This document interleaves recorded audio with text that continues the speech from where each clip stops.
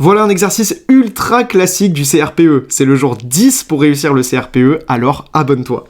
Une communauté de communes décide de construire une nouvelle piscine. Elle fait appel à une entreprise de travaux publics. Cette entreprise creuse une fosse dont la forme est un parallélépipède rectangle. Donc si je vais le représenter, le parallélépipède rectangle, grossièrement au brouillon, ça va ressembler à ça. J'ai mon parallélépipède rectangle.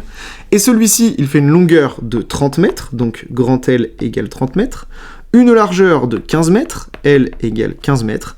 Et une profondeur, donc on pourrait dire une hauteur pour le parallélépipède rectangle, de 3 mètres. Première question, calculer le volume de cette fosse ainsi creusée. On nous demande donc le volume d'un parallélépipède rectangle.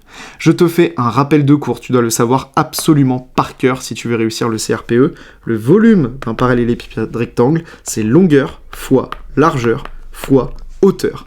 Et on fera ensuite attention à vérifier s'il n'y a pas des conversions d'unités à faire. Si tu as besoin de rappels de cours comme celui-ci pour réussir le CRPE, et si tu as très peu de temps pour le préparer, on te prépare au CRPE en moins de 20 minutes par jour sur mon site Novel Pro. Pour commencer ta préparation, c'est super simple, tu cliques sur le lien dans ma bio, et on est parti pour t'accompagner. La longueur, c'est 30 mètres, la largeur, c'est 15 mètres, et la hauteur, c'est 3 mètres.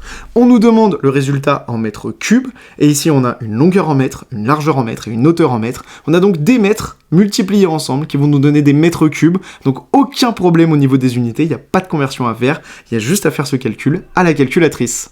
Et j'obtiens, en faisant 30 x 15 x 3, 1350, et j'ai des mètres fois des mètres fois des mètres, donc 1350 mètres cubes.